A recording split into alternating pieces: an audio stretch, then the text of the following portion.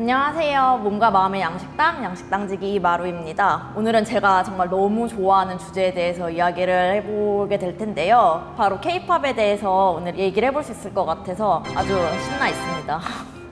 네, 오늘은 아밀 작가님을 모시고 이야기 나눠보도록 하겠습니다. 안녕하세요. 안녕하세요. 네, 먼저 자기소개 부탁드릴게요.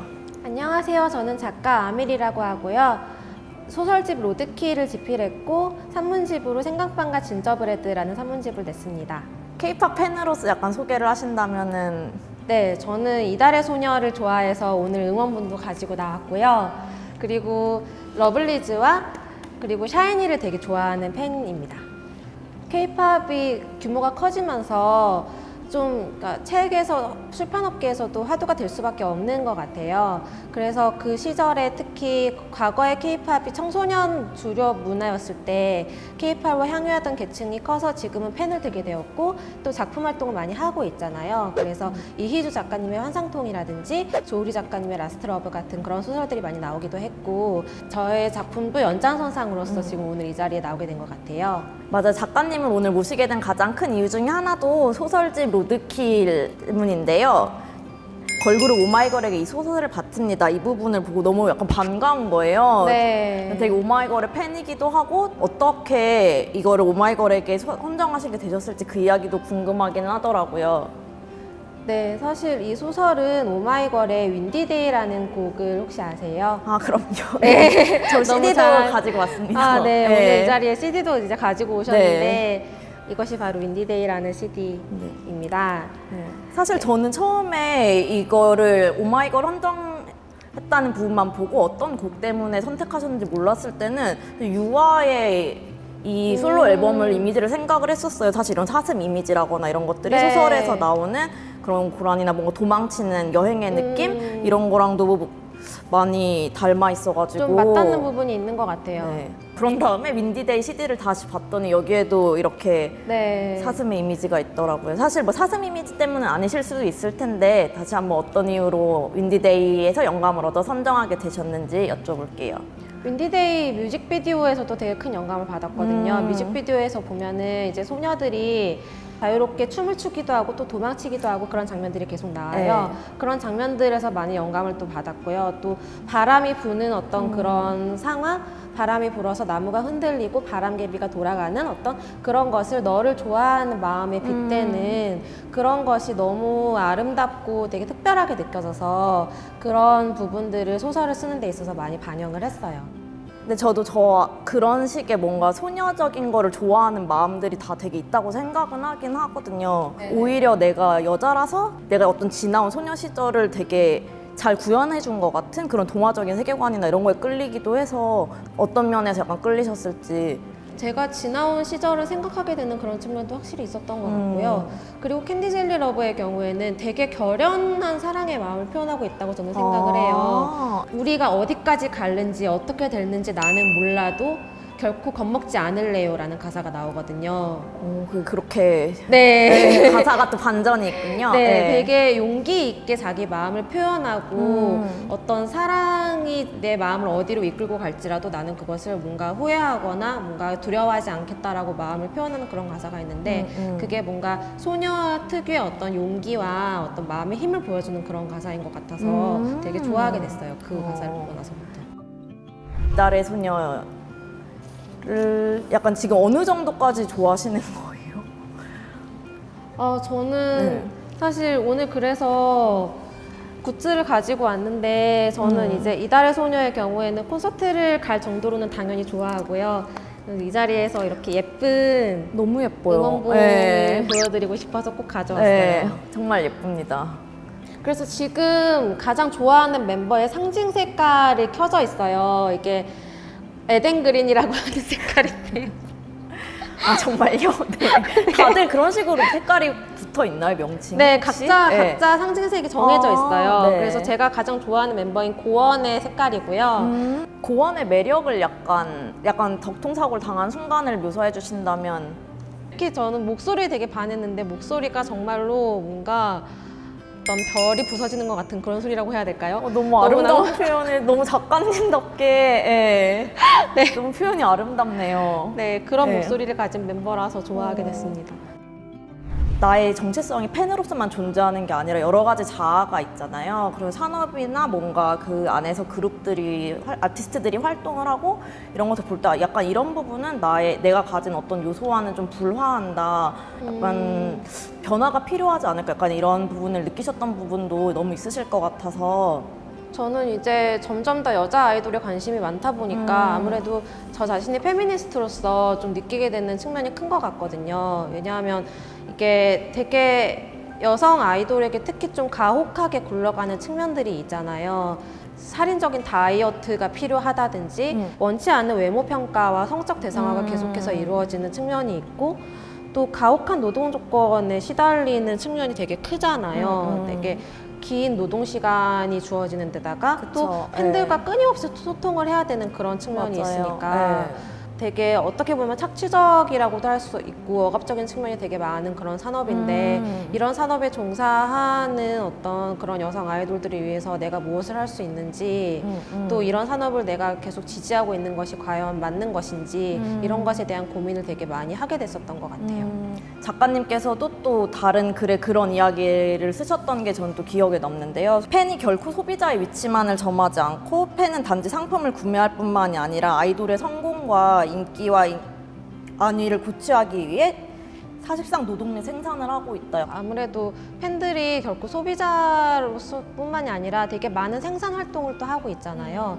그래서 뭔가 연관 검색어 정화 활동이라든지 또 뭔가 아이돌의 어떤 부당 대우에 대해서 SNS에서 목소리를 낸다든지 뭔가 소속사 방송사에 클레임을 넣는다든지 뭔가 어떤 또 아이돌이 비난에 휘말리면은 거기에 대해서 악플을 신고한다든지 하는 되게 수많은 어떤 활동들을 하고 있고 사진 같은 움짤 같은 거 제작하는 것도 그렇고 다 일종의 홍보 활동인 거잖아요. 그런 것들을 팬들이 다 하고 있다는 점에서 어쨌든 생산자로서의 위치를 점하고 있다고 할 수 있을 것 같아요. 이렇게 말씀하시는 걸 들으니까 정말 많은 거를 하고 있다는 생각이 사실상 노동을 많이 하고 있는 것 같아요, 팬들이. 네, 작가님과의 만남을 준비를 하면서 또 퀴어돌로즈라는 책을 새롭게 저는 읽게 됐는데요. 아이돌을 좋아하는, 케이팝을 좋아하는 성소수자 팬들의 되게 다양한 시각을 담은 책이어서 저는 개인적으로 굉장히 흥미롭게 읽었었어요. 또 다른 문제의식을 느끼는 부분, 개선됐으면 좋겠다고 느끼는 부분이 어떤 게 또 있으실지 여쭤볼게요. 특별한 에피소드를 하나 언급하고 싶은데요. 퀴어돌로지 이야기를 했으니까 퀴어 팬덤에 대해서 이야기를 하고 넘어가고 싶어요. 왜냐하면 이달의 소녀도 그렇고 되게 많은 케이팝 그룹을 지지하고 소비하는 퀴어 팬덤들의 존재가 분명히 있고 그들이 자신의 어떤 존재와 정체성을 내보이고 싶어하는 그런 측면들이 분명히 있는데 이 산업에서 자체에서 그런 동향들을 무시하고 있는 측면이 되게 크다고 느껴지거든요. 그래서 이달의 소녀의 경우에 2020년 2월에 아리랑 TV에서 이제 한 프로그램에 이달의 소녀가 출연해서 화상통화로 팬들과 대화를 나누는 이벤트를 했었어요. 그때 한 팬이 레즈비언은 이달의 소녀를 사랑한다 라는 플랜카드가 적힌 그거를 들고 이제 화면에 나와서 그거를 내보였었거든요. 해외 팬이 네, 해외 팬이었죠.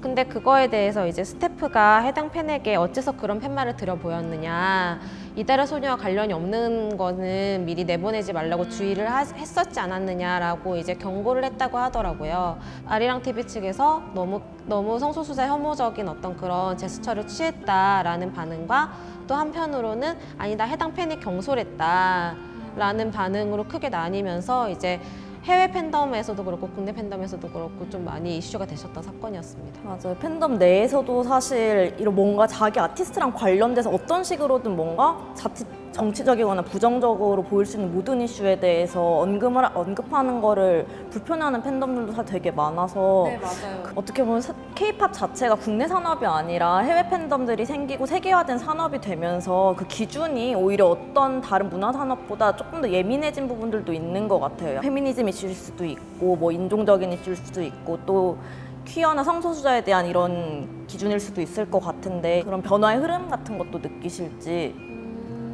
네, 아무래도 점점 더 좀 그런 세계적인 흐름에 발 맞출 수밖에 없는 측면이 큰 것 같아요. 특히 K-팝은 국내에서는 아무래도 주류 문화에 속하고 청소년층이 많이 좋아하는 그런 문화이지만 해외에서는 특히 인종적으로나 성적으로나 소수자 계층이 많은 지지를 하고 있는 상황이다 보니까 아무래도 그런 분들의 의견이나 기호를 무시할 수가 없는 그런 측면이 있는 것 같거든요.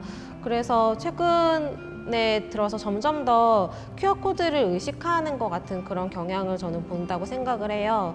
특히 이제 보깅이나 드랙 같은 큐어 문화를 직접적으로 차용하는 그런 경우도 되게 많이 보였고요. 뭐 청아나 브라운 아이드 걸스나 AOA 같은 그런 그룹들에게서 많이 볼 수 있었고, 요즘 최근에 발매되는 이제 데이식스의 러브 퍼레이드라든지 NCT 드림의 헬로 퓨처 같은 그런 곡에서도 뭔가 퀴어 퍼레이드를 연상시키는 그런 요소들을 볼 수 있었던 무지개 것 같습니다. 깃발 같은 네, 그런 뮤직비디오에서도 느낌? 네, 이렇게 나오기도 하고요. 네, 작가님은 K-팝 팬이자 소비자이기도 하지만 또 생산자이기도 하시잖아요. 정말 소비자와 생산자로서 나의 정체성을 K-팝 내에서 찾으셨을지, 어떤 식으로 정체화를 하고 계셨을지 궁금하긴 해요. 근데 이게 아까도 말했듯이 팬으로서 정말 많은 생산 활동과 노동에 가까운 그런 것들을 하고 있잖아요.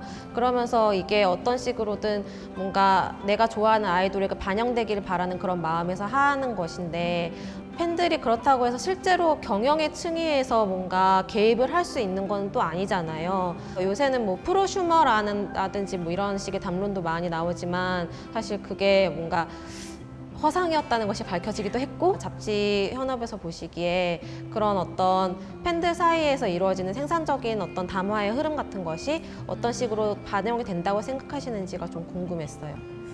저는 확실히 이런 비주얼적인 면에서는 반영을 많이 하는 것 같아요. 걸그룹을 촬영할 때 조금 덜 롤리타적인 구도를 좀 상상한다든지, 예를 들어서 정말 수트를 입은 걸그룹 화보나 멤버들 화보가 많아졌다는 것도 산업 내에서는 되게 의식하고 있다는 증거가 아닐까 싶고요. 저는 아무래도 인터뷰나 글을 쓸 일이 많다 보니까 그런 단어 사용에 대해서도 굉장히 조심스럽기도 하고, 그리고 당연히 생각해보면 의식했어야 되는 문제이고, 그리고 어쨌든 한번 미디어도 자각을 하고 걸러내서 보여줘야 된다는 생각은 하기는 해요. 설령 그 아티스트가 지금 시대 감각에 맞지 않는 말을 했더라도 그걸 인해서 뭔가 여론상으로 몰이를 당하거나 뭔가 너무 막 많은 외면을 당하지 않도록 그거를 스스로 거르는 게 그 기자로서의 감각이 되게 중요하다는 생각이 들거든요. 네네. 주체적인 어떤 여성상을 보여주려고 하는 방향이라든지 이런 것들이 충분히 뭔가 패러다임 전환으로 이끌어내지고 있는 측면이 있고, 그래서 저는 뭔가 나 자신이 여덕으로서 단지 이제 이 산업이 그냥 그대로 흘러가게 내버려뒀을 때 뭔가 여자 아이돌이라는 것은 남성에게 사랑받기 위한 여성상으로 귀결될 수 있는 위험이 되게 높잖아요. 근데 여덕들이 계속 존재를 하고 내가 여자 아이돌을 좋아한다고 계속 말을 하고 밝히고 그것에 대해서 이야기를 함으로써 뭔가 전문가로서의 여성 아이돌, 아티스트로서의 여성 아이돌, 그리고 여성의 사랑을 받는 여자 아이돌, 여성의 어떤 존경과 어떤 롤모델로서의 여자 아이돌이 계속 끊임없이 이제 나타날 수 있고, 그런 것들을 추구할 수 있는 그런 흐름이 어쨌든 반영이 될 수 있고, 그런 것에 대한 희망을 가지고 우리도 좀 더 그런 이야기들을 계속 해나갈 수 있는 것이 아닌가라는 생각이 들었어요. 맞아요. 저는 개인적으로는 걸스 플래닛 999 이제 그 서바이벌 프로그램 시작하는 거에서 선미랑 티파니가 같이 K-팝 마스터로 등장을 하잖아요. 근데 사실 정말 미디어는 그동안 원더걸스랑 소녀시대가 사실 멤버들끼리 너무 잘 지냈던 그룹인데도 불구하고 굉장히 라이벌 구도만 차용하고 했었는데, 뭔가 그 둘이 정말 K-팝 마스터라는 호칭을 달고 같은 무대에 선다는 게 K-팝 팬으로서도 되게 인파워링 되는 순간이고, 다른 그들을 지켜보는 지금의 걸그룹 멤버들도 약간 힘이 되지 않을까, 그런 사례들이 그런 생각도 들었어요. 네, 되게 보기 좋은 한 장면인 것 같아요.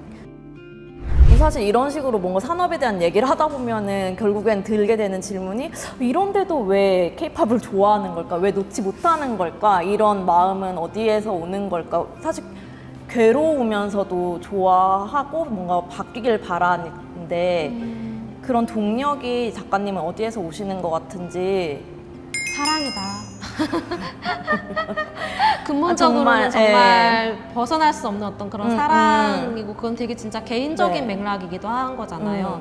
그런 거를 무시할 수 없는 것 같고 그리고 또 저의 경우에는 진짜 좀 창작에 있어서 많은 영감이 되어주는 어떤 아티스트들이라고 생각해서 그분들을 향한 존경의 마음을 떨칠 수가 없는 것 같아요. 그래서 내가 나 스스로도 아티스트이기 때문에 내가 계속 지지를 받을 수 있기를 원하듯이 그분들도 그러리라는 어떤 생각을 가지고 있고 그런 측면에서 뭔가 지지의 뜻을 놓지 못하는 것 같습니다. 또 산업 자체에 대해서 뭔가 이런저런 말을 보태도 결국 그 안에 있는 사람을 저희는 보게 되니까 팬으로서는 정말 아티스트라는 호칭이 최근에 이제 수여되기 시작했잖아요. 예전에는 정말 아이돌이라고 폄하하는 시선이 맞아요. 분명히 존재했다면은 이 K-팝 산업 자체의 위상도 정말 많이 달라져서 달라졌어야만 했고 앞으로 더 많은 존중을 받고 더 많은 것들을 펼치길 바라는 이 응원의 마음을 모두 갖고 있는 것 같습니다. 맞습니다. 네, 오늘 이렇게 작가님이랑 같이 K-팝에 대해 이야기를 해봤는데요. 사실 이렇게 K-팝에 대해 공식적으로 얘기를 할 기회가 저도 별로 없었던 것 같아요. 좋아하는 그룹이나 뭔가 이런 것들에 대해서. 네, 저도 그런 것 같아요. 저는 좋은 시간이었는데 작가님은 어떠셨을지 소감을 여쭤보겠습니다. 네, 저도 이렇게 뭔가 공식적인 자리에 나와서 응원문도 들어보고 뭔가 사인 CD도 자랑해보고 네. 저한테는 되게 네. 뭔가 성덕이 된 것 같은 그런 느낌이 드는 자리였고요. 네. 그리고 뭔가 앞으로도 저는 이제 K-팝 아티스트들에게 영감을 주고 받을 수 있는 어떤 그런 창작자로서 계속 활동하고 싶은 그런 마음을 가지고 있고 그런 어떤 마음의 어떤 동기부여가 되게 많이 되는 자리였던 것 같아요. 오늘 이렇게 대화 작가님과의 대담 잘 나눠보았고요. 다들 뭐 좋아하시는 그룹이나 약간 좀 더 얘기하고 싶은 게 있으면 댓글을 많이 달아주시면 좋을 것 같습니다. 저희도 챙겨보고 서로 이렇게 또 댓글로 교감할 수 있도록 하면 좋을 것 같아요. 오늘 시간 내주셔서 정말 감사드리고요. 이달의 소녀 응원하겠습니다. 네, 감사합니다. 네.